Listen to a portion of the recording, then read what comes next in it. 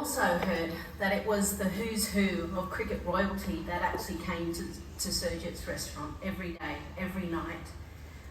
If it wasn't for the Indian cricket team,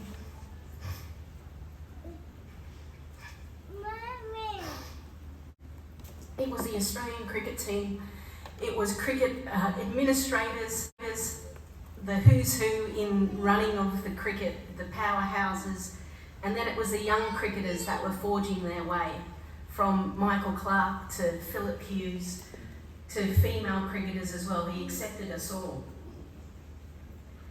My first opportunity, I went, and it was actually with Dr. Harry Haranath and Greg Healy. I remember walking in there and admiring all of the cricket memorabilia. As a lover of cricket, I was like, wow, this is the place to be. It was almost like a rite of passage for young cricketers. A chance that if you were there, if you went to Surjit and he accepted you, you're almost going to get your baggy blue or your baggy green.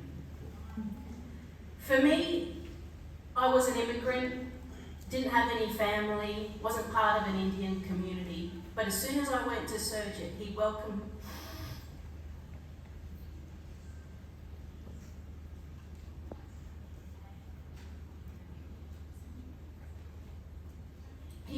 me as part of his family.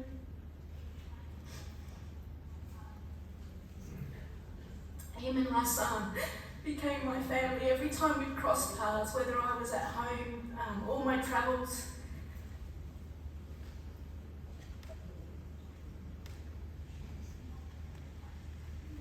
I always knew I had a place to call home.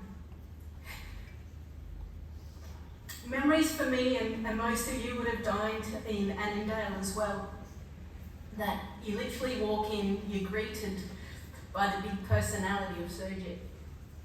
Then he sits in the corner, welcoming all of his guests, making them feel extra special, and then shouting orders to the staff to make sure everything was run smoothly. He'd sit there till late at night with a glass in hand, enjoying the company, enjoying the friendship, and making everyone feel like they're the most important person in his restaurant. An example of his hospitality was just recently the T20 World Cup, where the women were playing. The Indian side were in town, and as usual, like most Indians, they wanted to have an Indian meal at like 11:30 p.m. at night. Sydney obviously doesn't quite open up that late. They rang me, Harmanpreet Kaur, the captain of the Indian side, and said, Lisa, we need some Indian food.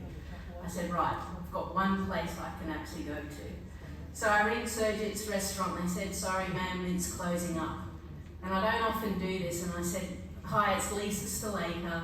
Can you tell Surjit, who's probably sitting right next to the phone, that the Indian women's side would like some Indian food late at night? Is there any possibility? Within a minute, they came back and said, yes, ma'am, it'll all be done. And it was delivered, and they loved every bit of it. He was a lover of food, a generous person who made everyone feel extremely special.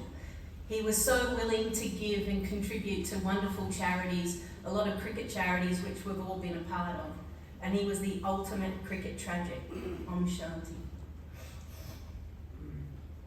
Now, as you can imagine, there's been a lot of messages that have come through from people around the world, Sunny Gavaskar, but Steve Moore also wanted me to read out a message. I first met Surjit by chance when Lynette and I happened to choose a random Indian restaurant in Strathfield back in the late 80s. Little did I know how great the food was going to be, nor did I know it would be the beginning of an enduring friendship. Surjit was a lover of food, friends, and cricket like no other. His generosity knew no bounds, always putting others first and making you feel like you were the most important patron ever to walk into Surjit. I treasure those great times enjoying my favourite tandoori fish dish, discussing the status and issues in world cricket and the mateship that Surjit fostered. Rest in peace, my friend.